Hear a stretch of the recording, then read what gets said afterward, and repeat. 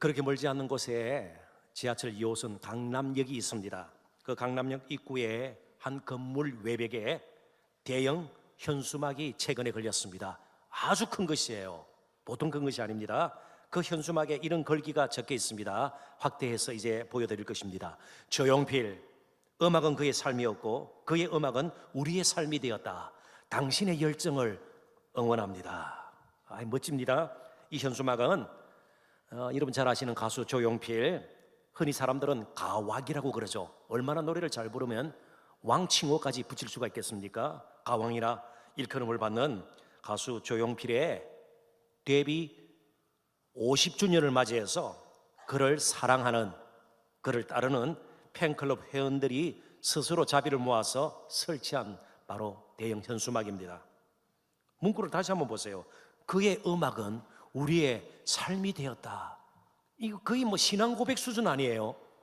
우리가 사도신경 고백하듯이 조용필의 음악, 그 노래가 우리의 삶에 큰 영향을 미치다는 겁니다. 아니, 우리의 삶이 되어버렸다.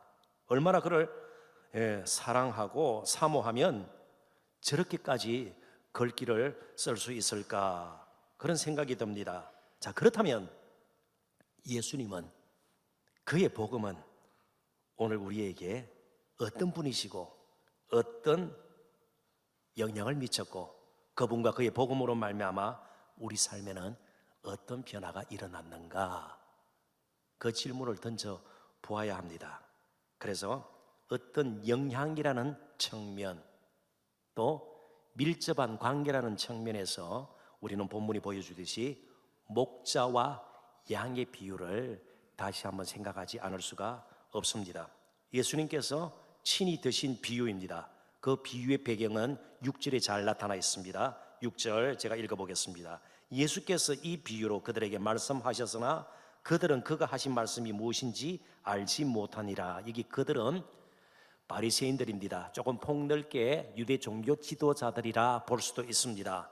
그러니까 하나님께서는 이스라엘 백성들 혹은 예수님 당시의 유대인들에게 마치 양들과 같은 그들에게 목자가 필요해서 그들을 세웠는데 그들은 전혀 하나님께서 기뻐할 만한 목자의 모습을 그들은 갖추지 못했다는 것을 우리는 알 수 있습니다. 전혀 깨닫지를 못해요. 하나님께서 원하시는 목자의 모습을 전혀 띠고 있지 않는 자기 자신들을 그들은 보지를 못했습니다. 특별히 우리가 기억나는 한 사건이 있지 않습니까? 맹인이었던 한 사람, 얼마나 불우한 삶을 살았어요. 날 때부터 앞을 보지 못했습니다. 그리고 날마다 사람들이 주는 동양으로 연명해야 하는 거지였습니다. 구구라는 사람이었습니다. 지금까지 살아온 것만 하더라도 참 힘에 벅찬 힘겨운 그의 인생이었습니다.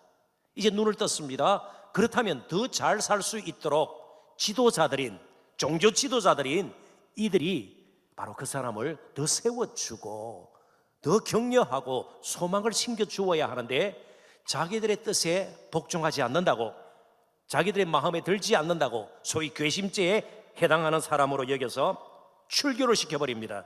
회당에서 쫓아버립니다. 더 이상 회당 예배에 그들, 바로 이 맹인이었던 사람은 참석할 수가 없습니다. 이 말이 무슨 말인가 하면 종교적으로 뿐만 아니고 사회적으로 그런 외톨이가 되는 겁니다. 요즘 말로 왕따를 당하는 것이에요. 더 어렵게 만들어버렸습니다. 지금까지만 하더라도 힘들게 살았던 그 인생을 불쌍히 여기시고요, 더 품어주고 세워줘야 하는데 전혀 목자의 모습이 아니라는 것이죠. 다만 싹새만 관심이 있는 사꾼 목자와 같은 모습을 그들은 지니고 있었습니다. 양들에게는 전혀 관심이 없었습니다. 한 영혼의 소중함에 대해서는 그들은 전혀 개의치 않았습니다. 그렇지만 그들은 결코 지도자됨을 포기하지는 않았습니다. 반대급부가 있기 때문에 그러죠. 존경을 받고요, 또 그들이 사회적인 신분으로 말미암아 그들이 취할 수 있는 것이 한두 가지가 아니었던 것입니다. 반면 예수님은 진정한 양의 목자였습니다. 요한복음에는 7번에 걸쳐서 예수님께서 나는 무엇이다, 예를 들면 나는 부활이요 생명이다, 나는 선한 목자다, 이런 식의 표현이 7번 나옵니다. 그것은 예수님의 성품, 인격, 그리고 그분의 사역이 얼마나 우리와 가까이 있는가를 가르쳐주는 예수님의 자기 표현이에요. 그러니까 오늘 본문에도 양의 목자라 이러면은 굉장히 우리 편에서도 예수님과의 관계에서 우리가 충분히 이해할 수 있고, 굳이 설명이 없더라도 충분히 우리의 삶에 적용할 수 있는 원리들이 있다는 것입니다. 그만큼 목자는 예수님의 인격과 사역의 성격을 잘 보여주는 예수님의 비유입니다. 자, 한번 더듬어 보십시다. 양은 어떤 가축보다도 목자의 돌봄과 보살핌과 인도가 필요한 동물입니다. 그래서 양들은 목자가 이끌지 않으면 제대로 길을 가지 못합니다. 그래서 낭떠러지에서 떨어져 죽는 경우들도 많이 있어요. 그래서 함부로 가지 않도록 목자를 대신해서 돕는 짐승을 세웁니다. 그게 염소예요. 꼭 양들 가운데 염소를 세워놓습니다. 그래서 목자가 제대로 살피지 못할 때에 염소들이 그 일을 하고요. 그래도 말을 안 듣고 멀리 자꾸만 위험한 데로 가면 그때 던지는 돌이 바로 다윗이 골리앗을 죽일 때 사용했던 문맷돌입니다. 이해가 되시나요? 그러니까 목자가 없으면 양은 생존 문제가 걸려 있을 만큼 굉장히 목자가 필요한 존재라는 것을 우리는 기억할 필요가 있습니다. 그러니까 양의 문제는 단순히 양 자신의 문제가 아니라 목자와의 관계 문제예요. 어떤 목자를 만나는가에 따라서 양의 운명이 결정이 되어진다, 그런 뜻입니다. 이걸 조금 우리가 본문을 더 깊이 다루기 전에 한번 생각을 해봤으면 좋겠습니다. 정말 예수 그리스도가 나의 진정한 삶의 목자가 되어서 지금도 나를 이끌고 계신지, 그분이 정말 나의 인생을 책임질 만한 분으로 내가 여기고 확신을 하고 그분에게 내 인생을 맡길 수 있는지, 그러지 않으면 목자 역할을, 목자의 기능을 할 만한 다른 것을 내가 의지하고 붙들고 있지는 않은지, 혹시 그것이 돈일 수도 있는 것이고요, 어떤 세상의 명예일 수도 있는 것이고요, 자신이 가진 스펙일 수도 있는 것이고요, 자신이 가지고 있는 학위일 수도 있는 것이고요, 외모일 수도 있는 것이고요, 갖가지 인간적인 조건일 수도 있는 겁니다. 그런데 우리가 예수 그리스도를 제쳐두고, 양의 진정한 목자이신 예수 그리스도를 제쳐두고 우리의 인생에 이끄는 자로, 우리를 인도하는 자로, 보살피는 자로, 책임지는 자로, 함께하는 자로 여기지 않고 다른 것을 붙드는 순간, 그때부터 우리의 삶은 풍성함을 맛보기는커녕 낭패와 공경에 처하게 됩니다. 그렇다면 거의 결론적인 말씀일 수도 있어요. 예수님께 가까이 가면 가까이 갈수록, 예수님과 깊은 관계를 맺으면 맺을수록 우리의 삶은 더 풍성해진다는 것이에요. 물론 이 풍성이 양의 문제는 아니에요. 질의 문제이고요, 어떤 내적인 문제일 수도 있는 것이죠. 그만큼 우리가 제대로 인생의 길을 가려면 목자가 누구인가를 잘 우리는 늘 분별할 수 있어야 합니다. 예수 그리스도가 우리의 삶을 이끌어 주셔야, 그리고 우리의 가정을 붙들어 주셔야, 그리고 우리 교회를 세워 주셔야 우리에게 진정한 회복과 치유, 그리고 부흥이 일어날 수가 있는 겁니다. 우리 하루하루가 새로워질 수가 있는 겁니다. 그래서 저와 여러분은 다윗처럼, 하나님은 여호와는 나의 목자시니처럼 우리도 그렇게 고백을 해야 해요. 주는 나의 목자이십니다. 예수 그리스도가 진정으로 나의 생존 문제까지도 붙들고 있는 진정한 목자라는 사실을 우리는 기억할 필요가 있습니다. 그래서 주는 나의 목자, 이런 주제가 오늘 나눌 주제예요. 설교 제목이기도 합니다. 그리고 예수님이 정말 우리의 목자가 되실 때 보다 구체적으로 우리가 경험할 수 있는 것이 무엇인가, 좀 말씀을 가지고 몇 가지 주제로 다시 나누어서 살펴보기를 원합니다. 첫 번째 주제는, 목자이신 예수님은 우리를 위해서 이 땅에 오셨습니다. 목자는 양들을 위해서 존재하는 사람이에요. 목자를 위해서 양들이 만들어진 것이 아닙니다. 양들이 존재하기 때문에 목자가 있는 것이에요. 저와 여러분을 위해서 예수님께서는 하늘 보장 영광을 버리시고 이 땅에 저와 여러분 같은 육체의 모양을 하시고 우리 가운데로 오신 것입니다. 목자가 존재하는 것은 양들이 있기 때문입니다. 이 부분에 대해서 우리는 결코 오해가 없어야 합니다. 1절 2절을 봅니다. 내가 진실로 진실로 너희에게 이르노니 문을 통하여 양의 우리에 들어가지 아니하고 다른 데로 넘어가는 자는 절도며 강도요 문으로 들어가는 이는 양의 목자라. 우리가 살아가는 동안도 우리를 사랑하고 우리를 돌봐주고요, 우리의 아픔을 함께하는 분들이 있는가 하면 어떻게든 우리를 이용하고요, 우리의 것을 빼앗아 가려고 하고요, 우리를 참으로 어떤 갈취의 대상으로 삼는 그런 사람들이 있을 수가 있는 거예요. 예수님께서 그렇게 말씀하지 않아요. 절도요, 강도도 있다는 겁니다. 양을 해치는 자들이 있다는 것입니다. 양을 통해서 자신의 유익을 챙기는 자들이 있다는 것입니다. 요한복음 10장 10절에 잘 나와 있습니다. 바로 이 도둑과 강도는 양들을 도둑질하고 죽이고 멸망시키기 위해서 양의 우리로 다가가는 사람들이라는 것입니다. 구약 이스라엘 백성들에게도 목자가 필요했습니다. 그들을 진정으로 하나님의 마음을 품고 이끌 수 있는 지도자들이 필요했습니다. 그런 지도자들의 모습을 에스겔서 34장은 잘 그려주고 있어요. 그런데 대조적으로 두 부류의 그런 목자의 모습이 드러나고 있습니다. 먼저 모습을 보도록 하겠습니다. 에스겔서 34장 2절부터 5절입니다. 제가 빨리 한번 읽어볼게요. 인자야, 너는 이스라엘 목자들에게 예언하라. 그들 곧 목자들에게 예언하여 이르기를, 주 여호와께서 이같이 말씀하시되, 자기만 먹는 이스라엘 목자들은 화 있을진저 목자들이 양떼를 먹이는 것이 마땅하지 아니하냐. 너희가 살찐 양을 잡아 그 기름을 먹으며 그 털을 입되 양떼는 먹이지 아니하는도다. 너희가 그 연약한 자를 강하게 아니하며 병든 자를 고치지 아니하며 상한 자를 싸매주지 아니하며 쫓기는 자를 돌아오게 하지 아니하며 잃어버린 자를 찾지 아니하고 다만 포악으로 그것들을 다스렸도다. 목자가 없으므로 그것들이 흩어지고 흩어져서 모든 덜 짐승의 밥이 되었도다. 그만큼 이스라엘 백성들에게 좋은 지도자가 필요했다는 것이에요. 선한 목자와 같은 그런 목자가 양과 같은 이스라엘 백성들에게 필요했다는 것입니다. 그러나 이스라엘 지도자들은 목자의 역할을 제대로 하지를 못했습니다. 그래서 하나님은 하나님의 마음을 품는 온전한 한 목자를 세우기로 작정하셨습니다. 그것이 또 다른 목자의 모습입니다. 에스겔서 34장 23절부터 24절입니다. 내가 한 목자를 그들 위에 세워 먹이게 하리니 그는 내 종 다윗이라. 그가 그들을 먹이고 그들의 목자가 되리라. 나 여호와는 그들의 하나님이 되고 내 종 다윗은 그들 중에 왕이 되리라. 나 여호와의 말이니라. 근데 에스겔 선지자 당시에 포로 후, 그러니까 이스라엘이 멸망 후에 다윗이 다시 등장을 해서 이스라엘 왕국을 세웠나요? 역사를 더듬어 보더라도 그런 일이 없었습니다. 그렇다면 이 다윗이 도대체 누구일까요? 다윗의 자손으로 오시는 예수 그리스도예요. 바로 예수 그리스도가 이스라엘의 진정한 목자가 되시고 예수님 당시에 유대인들에게도 진정한 목자가 되는 겁니다. 오늘 저와 여러분에게도 때로는 연약한 양과 같은 저와 여러분에게도 예수 그리스도만이 진정한 목자세요.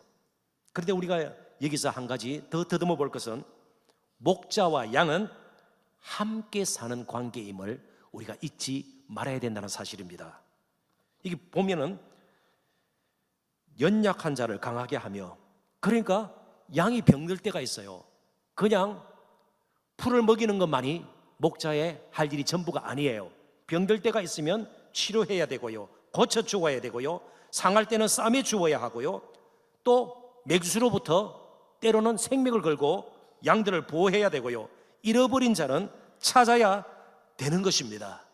그러니까 양이 아침에 일어나서 저녁에 잠들 때까지, 아니 잠든 후에 밤새도록 양들을 보호하고 보살피고 책임지고 먹이고 건강하게 보존하는 것이 바로 목자의 역할입니다. 왜 제가 이 부분에 대해서 좀 더 강조를 하려고 하는가 하면, 우리가 자꾸만 하나님, 예수님 이럴 때는요, 예배 드릴 때, 그리고 조금 신앙적으로 조금은 뭔가 그래도 더듬어 볼 만한 것이 있을 때, 그럴 때는 예수님이 나의 목자시고 이럴 수가 있는데, 바로 오늘 본문이 보여주는 양과 목자의 비유에서 우리가 빼놓을 수 없는 것이 우리의 일상생활에 예수 그리스도는 여전히 목자라는 사실이에요. 우리의 먹고 사는 문제뿐만 아니고 가정의 문제, 우리가 병들었을 때에, 약할 때에, 길을 잃어버렸을 때에 여전히 예수 그리스도는 우리 삶의 목자가 되셔야 된다는 것이에요. 이해가 되시나요? 일상생활 가운데서 목자가 되어야 돼요. 그런데 어떻게 해요? 특별히 우리 여기 젊은 청년들이 많은데 그것은 나중에 좀 나이가 들고 난 뒤 철학기도 같은 거 하는 거 아니에요. 좀 여유가 있을 때 새벽기도 하는 것 아니에요. 조금 그래도 다른 사람에 비해서 다른 건 잘 못하고 좀 시간이 남아도는 사람들이 전도해야 될 것 아니에요. 이 가정의 문제, 아이 다 키워놓고 그래도 좀 성적이 좋아야 되지 않나요? 아니요, 그 성적을 주관하시는 분도 목자이신 예수님을 우리가 결코 잊어버려서는 안 돼요. 우리의 사업, 결혼 문제, 여자친구 이성과의 문제, 여전히 예수 그리스도가 우리의 목자가 되세요. 목자가 치는 양에는요, 늘 건강하고 살찐 양만이 아니에요. 늙은 양도 있어요, 어린 양도 있어요, 병든 양도 있어요, 상한 양도 있어요, 길 잃어버린 양도 있어요. 여전히 그 양들에게도 목자가 필요해요. 그러니까 이제부터는 일상생활 가운데 주일날 예배 때만 말고 말이죠, 성경 공부 때만 말고 우리의 학업에도, 우리의 사업에도, 부부생활 가운데서도, 친구와의 관계에서도, 세상에서 어떤 일을 우리가 겪더라도 여전히 예수 그리스도가 우리의 목자가 되셔야 된다는 거예요. 매사에 우리가 어떤 형편에 처해 있든지 나이가 어떻든지, 그래서 절대로 나이 핑계 대서는 안 돼요. 2부 예배 때 우리 중고등부 애들이 같이 예배 드려요. 그들에게도 예수 그리스도가 필요해요. 당장은 성적 올라가는 것이 필요하지만 성적 올랐다 하더라도 다른 데서 망가지면 그 인생 망가지는 것이에요. 예수 그리스도가 여전히 우리의 생각도, 우리의 마음도, 우리의 손과 발도, 우리의 경력도, 앞길도 주장하시는, 이끌어가시는 목자가 되셔야 된다, 그런 뜻이에요. 그래서 우리가 생각할 것은 매사에 하루하루 무슨 일을 하든지 예수님과 함께 해야 돼요. 목자는 양과 함께 살기 위해서 존재하는 사람이에요. 양이 죽고 사는 것이 목자에게 전적으로 달려 있습니다. 그냥 낭만적으로, 목가적으로 푸른 물가, 푸른 초장으로, 맑은 물가로 인도하시고 그냥 노래만 부르고 그런 것이 아니에요. 실제로 생활 가운데 엄청나게 힘들 때가 있잖아요. 그런 가운데서도 우리가 목자를 잃어버려서는 안 돼요. 오늘 많은 사람들이 목자를 잃어버려가지고 돈은 많은데 인생 망가지는 경우 참 많습니다. 저 정도 하면 다 성공자로 볼 수 있는데 한꺼번에 그냥 인생이 무너지는 경우들을 우리는 보게 됩니다. 우리에게 목자가 있다는 것이 얼마나 감사한 일인지, 복인지 결코 잊지 말아야 합니다. 그래서 예수님께서도 제자들을 부르실 때 제일 먼저 한 일이 마가복음 3장 14절에 보면 함께 있게 하시고, 함께 있게 하려고 제자들을 부르신 거예요. 무슨 깊은 종교 사상을 가르치고요, 철학을 가르치고요, 엄청난 신전을 짓기 위해서 이 땅에 오신 분이 아니에요. 함께 하시려고요, 저와 여러분과 함께 사시려고 오신 것이에요. 그러니까 우리가 종교의식 치르듯이 예배했다고요 신앙이 전부라고 생각해서는 안 돼요.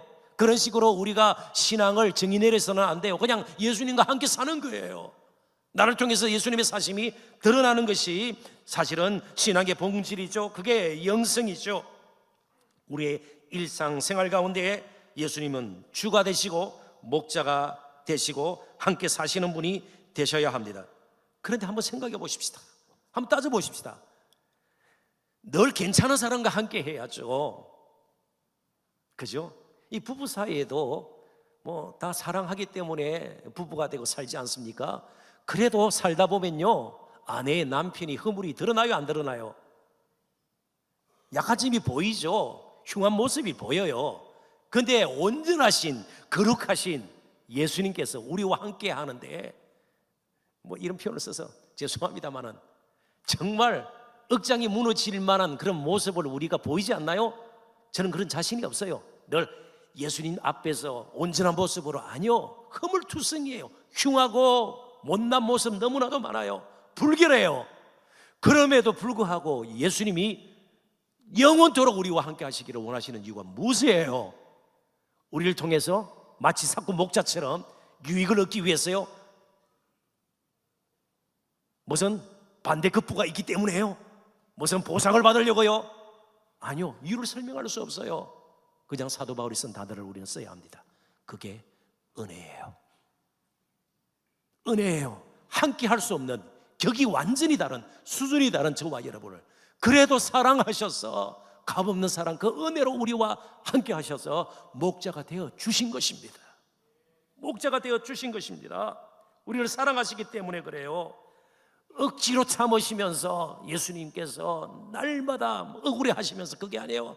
그냥 사랑해서 우리를 존귀하게 이기셔서 오늘도 우리를 부르셨고요. 또 넘어질 거예요. 이번 한 주 동안 또 곁길로 갈 거예요. 그럼에도 불구하고 쫓아와서 또 목자가 되어주셔서 우리를 바른 길로 인도하시고요. 사방의 음침한 골짜기를 갈 때도 우리를 버리지 않아야 하시고요. 우리를 이끄셔서 다시 빛 가운데로 나오도록 우리를 이끌어 주실 그분을 우리는 마땅히 찬양해야 되는 겁니다.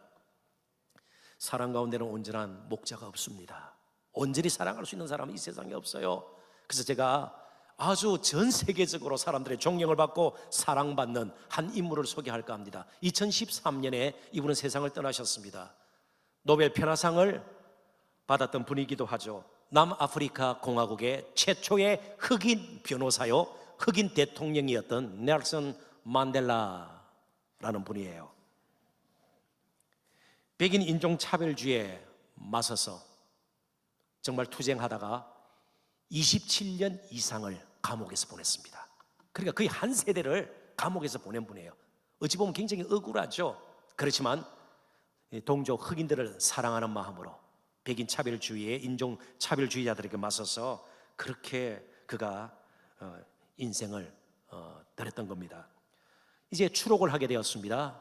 그리고 이분이 한 번은 비행기를 타게 되었습니다. 비행기 여행을 하게 되었는데요, 비행기에 오르면서 이제 승객들이 타는 앉는 좌석으로 가다가 우연히 조종실을 쳐다보게 되었습니다. 그런데 기장이라 그러죠.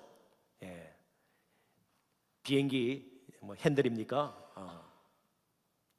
조종석에 흑인이 앉아 있는 거예요. 흑인이 앉아 있는 거예요. 그것을 보는 순간 마음이 불안했다고 그가 나중에 털어놓았습니다. 그러니까 흑인을 위해서, 그죠?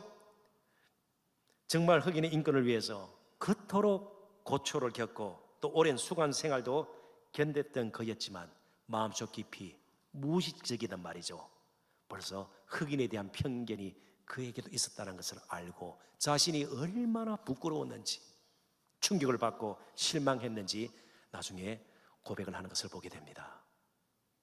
흑인을 위해서, 그죠? 피부 색깔 때문에 차별받는 동족을 위해서 그렇게 평생을 보내었지만 한순간 그에게도 그런 마음의 한구석에 편견이, 선입견이 있었다는 것이죠.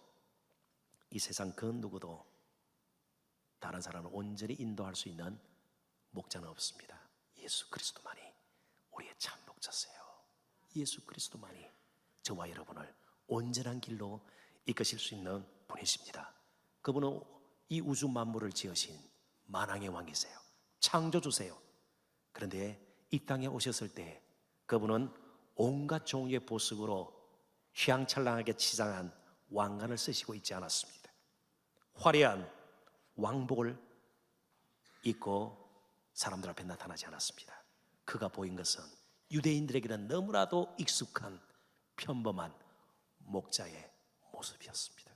오늘도 우리에게 정말 이런 모습을 하고 다가오시는 예수님을 더 가까이서 친밀하게 만날 수 있는 복을 누려야 할 것입니다. 두 번째, 이름을 부르며, 이 말은요, 우리를 그토록 사랑하고 우리를 아신다는 거예요. 예? 우리가 이름을 정겹게 부를 수 있는 것은 알기 때문이에요. 사랑하기 때문입니다. 3절부터 5절입니다. 문지기는 그를 위하여 문을 열고 양은 그의 음성을 듣나니 그가 자기 양의 이름을 각각 불러 인도하여 내느니라. 자기 양을 다 내놓은 후에 앞서 가면 양들이 그의 음성을 아는 고로 따라오되 타인의 음성은 알지 못하는 고로 타인을 따르지 아니하고 도리어 도방하느니라. 본문에서 그려주고 있는 양의 우리는 보통 주민들이 공동으로 마을 근처에 혹은 또 성읍 근처에 세워놓은 우리입니다. 주로 나무로, 목장 같은 데 가면 나무로 울타리를 이렇게 채놓지 않습니까? 그걸 영상하면 좋겠습니다. 잘 지어진 우리의 문지기를 두고 밤새 지킵니다. 양들을 보호하는 것이죠. 그리고 아침이 되면 목자가 옵니다. 양들이 섞여 있어요. 주인이 다른 양들입니다. 그러면 양들의 이름을 목자가 부릅니다. 그러면 그 목자의 음성을 아는 양들이 그 목자를 따라 양 우리에서 나오게 되는 겁니다. 그런 그림이에요. 이게 중요한 것은 목자가 양의 이름을 알고 부른다는 것입니다. 그리고 양들은 그들의 목자의 음성을 듣고 알고 목자를 따르게 된다는 겁니다. 요즘도 그래요. 사람 사이도 그래요.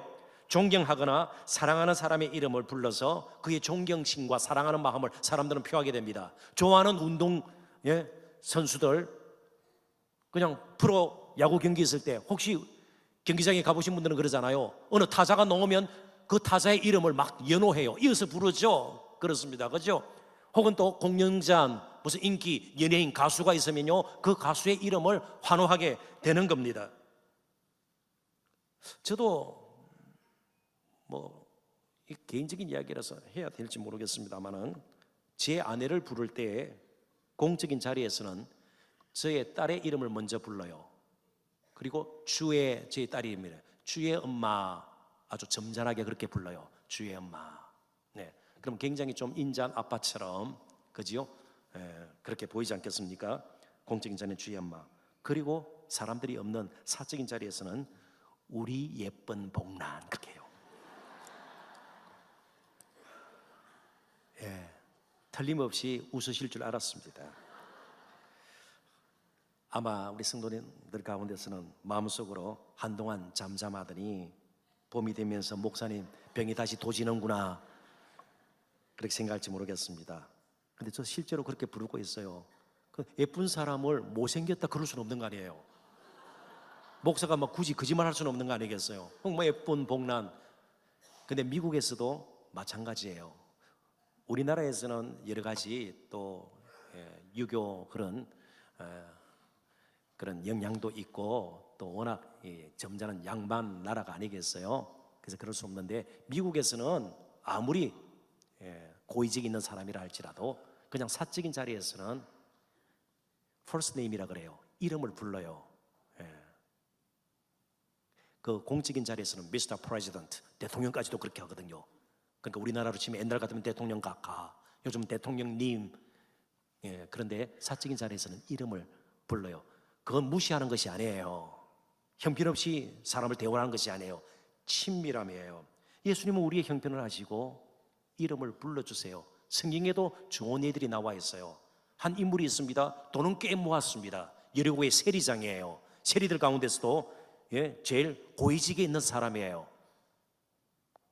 그런데 사회적으로는요, 아주 몹쓸 사람으로, 쓰레기 같은 인간으로 취급받는 사람이었습니다. 한 번도 따뜻하게 누가 그의 이름을 불러준 적이 없어요. 뒤에서는 수군거리면서 욕을 했겠죠. 그 이름을 저주했을 것이에요. 그런데 한날 예수님이 여리고에 오신다는 것을 듣고 이미 사람들이 너무 많아서 볼 수가 없어가지고 돌무화과 나무 위에 올라갔습니다. 예수님 얼굴에도 한번 보려고요. 그때 생전에 들어보지 못한 음성을 들은 겁니다. 예수님이 그를 보고 사케오야, 속히 내려오라.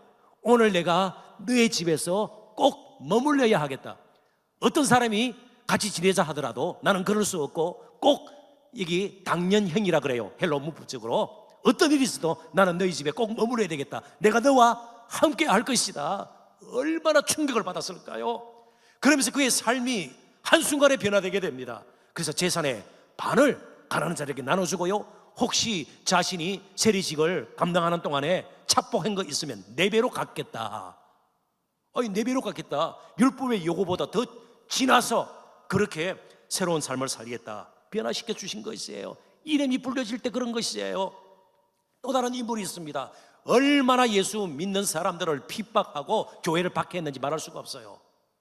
이 사람이 다메섹으로 가고 있었습니다. 다마스커스예요. 예수 믿는 사람들을 체포하기 위해서예요. 어려움을 주기 위해서입니다. 그런데 빛으로 나타나신 부활하신 예수님께서 이 사람의 이름을 부르는 것이에요. 사울아, 사울아. 사울은 바울의 히브리 이름입니다. 유대식 이름입니다. 바울은 로마식 이름입니다. 동일한 인물이에요. 그러니까 사울이 변하여 바울이 되고, 이건 잘못된 표현입니다. 같은 인물인데 이름이 2개가 있는 겁니다. 제 아들 주영이라는 아들이 있는데요, 미국식 이름은 데이빗이에요. 그래서 미국에서는 데이빗이라 부르고 한국에서는 주영이라 부르고 막 이런 식이에요. 아무튼 사울아, 사울아, 내가 어찌하여 나를 박해 하느냐. 혼내고 내 죄를 내가 알렸다 그러지 않은 거예요. 그러면서 한순간에 이 사울이 무너지게 됩니다. 심령으로부터. 거기서 삶이 변하면서 평생 생명을 걸고 주 예수 그리스도를 높이고 전하기 위해서 생명을 걸고 사도의 길을 가게 되는 겁니다. 한 인물만 더 소개합니다. 예수님의 이름을 3번이나 부인했던 예수님의 제자 가운데서도 가장 가까운 제자예요. 그런데 부활하신 예수님께서 나타나셔서 그에게 이런 질문을 던지십니다. 요한의 아들 시몬아, 베드로의 유대식 이름입니다. 내가 나를 사랑하느냐? 무슨 말이에요? 나는 여전히 너를 이름을 부르면서 사랑하는데 너 역시 나를 여전히 사랑하느냐? 확인한 다음 내 양을 먹이라, 내 양을 치라. 그러니까 중요한 것은요, 예수님께서 나를 아시고 나도 예수님에 대한 사랑이 있으면 그때부터 놀라운 일들이 일어날 수 있다는 겁니다. 삭개오를 통해서, 사도 바울을 통해서, 베드로를 통해서 일하셨던 그 하나님의 일들이 우리를 통해서도 이루어질 수 있어야 된다는 겁니다. 그래서 우리는 다른 거 말고 예수님의 음성을 늘 들어야 돼요. 복음으로 늘 나가야 합니다. 하나님의 말씀으로 기록된 성경에서 벗어나지 않고 충분히 주신 말씀, 검증된 말씀, 그 말씀만으로도 충분하다는 거예요. 왜요? 우리가 잘못 갔다가는 도둑도 있어요, 절도도 있어요, 우리를 낭패케 하고 멸망시키는 이단 사이비들이 얼마나 많이 있어요. 목자 흉내를 내는 거짓 그런 목자들이 얼마나 많이 있습니까? 자신의 인생만 망치는 것이 아니에요. 가정이 형편없이 깨어지고 무너지는 경우들이 있게 됩니다. 그래서 제가 실제적인 조언을 한 가지 합니다. 잘 새겨 들으십시오. 오직 우리 교회 안에서, 동산교회 안에서 기도하고요, 성경 공부하고 또 교제하시기를 바라요.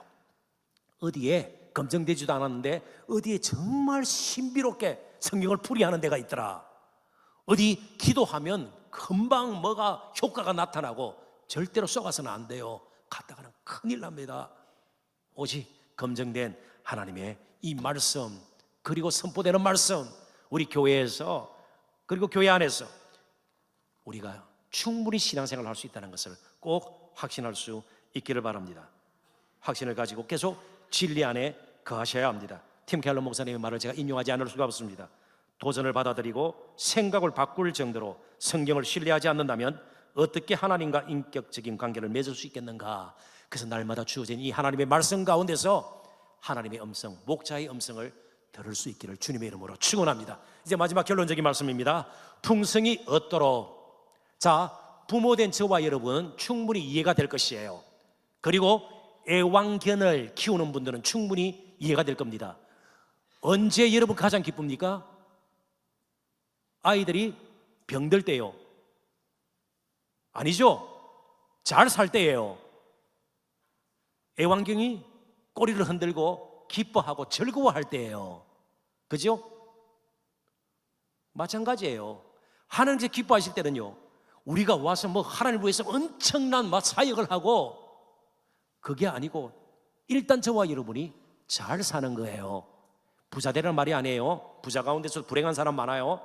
부자 아니더라도 잘 사는, 정말 제대로 사는, 그걸 성경에서는 풍성함이라고 그래요. 풍성함이라고 그래요.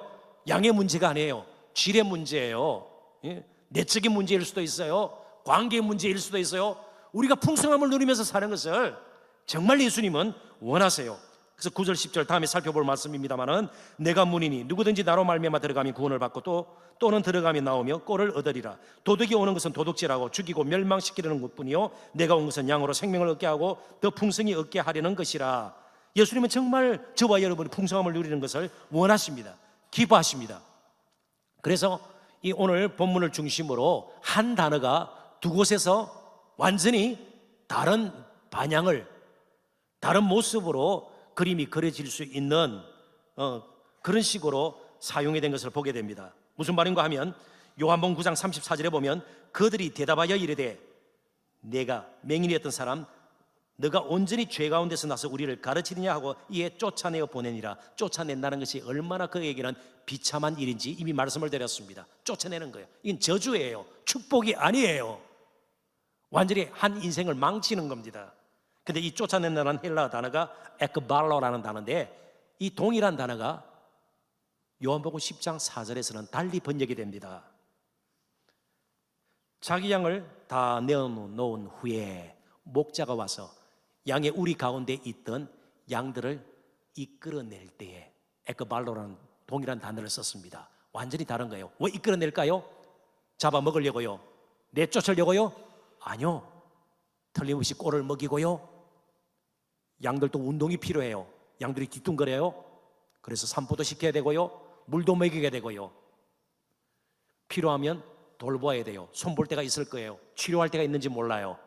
이건 풍성함이에요. 축복이에요. 예수님은 우리를 축복으로, 풍성함으로 인도하세요. 그게 에크발로예요. 예수님은 우리의 목자가 되셔서 정말 우리가 하루하루를 풍성함으로 살기를 원하세요. 그래서 정말 양 같은 각기 제 길로 늘 삐뚤어진 저와 여러분을 위해서 질고를 지시고 어떻게든 하나님 앞에 바로 설 수 있도록 대속의 죽음을 죽으신 그분이세요. 그분이 우리의 목자세요. 결론입니다. 그 목자와 가까이 지내는 것이 복이에요. 그 목자에게 더 가까이 가서 그냥 하나가 되어버려서 함께 사는 것이 진정한 성공입니다. 그것이 진정한 성공입니다. 그래서 그분으로 말미암는 선물, 그것보다는 그 선물을 주시는 그분을 늘 잊지 않고 하루하루를 사셨으면 좋겠습니다. 말씀을 끝맺으면서 신앙시를 하나 제가 여러분들에게 소개할까 합니다. Father Edward Farrell이라는 분이 쓴 시예요. The gift and the giver. 선물과 선물을 주시는 분. 아주 멋진 시입니다. 제가 한번 읽어드리겠습니다. 우리는 하늘의 모래를 구하지만 그는 해변을 우리에게 주십니다. 우리는 한 방울의 물을 청하지만 그는 우리에게 바다를 주십니다. 우리는 조금 시간을 달라고 하는데 그는 영원한 삶을 우리에게 주십니다. 그리고 우리는 그러한 선물에 쉽게 매혹되지만 정작 그것을 주시는 분은 잊어버리기 일쑤입니다. 누가 지금 나의 인생의 진정한 목자인가? 이제 해답을 분명히 찾으시리라 믿습니다. 이제부터 그 목자를 따라 그 목자와 함께 그 목자 안에서 진정한 인생의 풍성함을 누리시는 저와 여러분 되시기를 주님의 이름으로 축원합니다. 기도하십시오.